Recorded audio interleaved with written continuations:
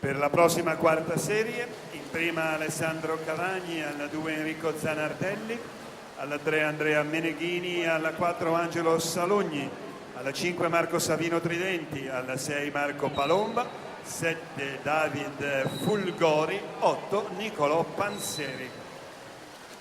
E dunque questa è la quinta serie.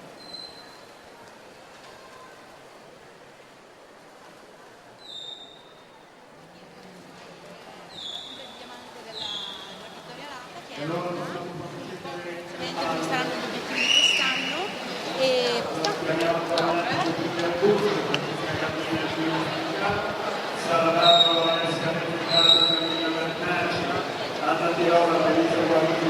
ci sei? Ci sei?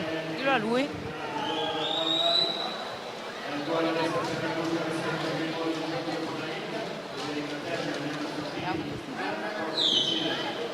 Così? Prova.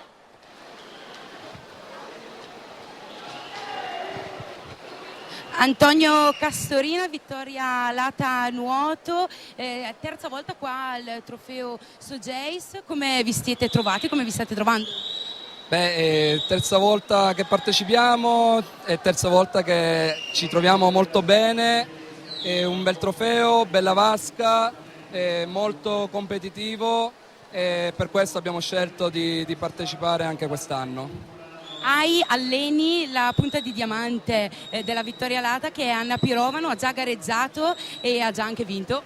Sì, ha gareggiato, ha fatto 2:17,3 nei 200 misti e diciamo che come tempo è un secondo sopra il suo migliore, però stiamo preparando Riccione, campionati italiani assoluti e quindi siamo in linea comunque con i tempi e speriamo che a Riccione appunto andremo bene. È difficile conciliare scuola e nuoto. Anna sembra riuscirci, ci vuole tanto impegno.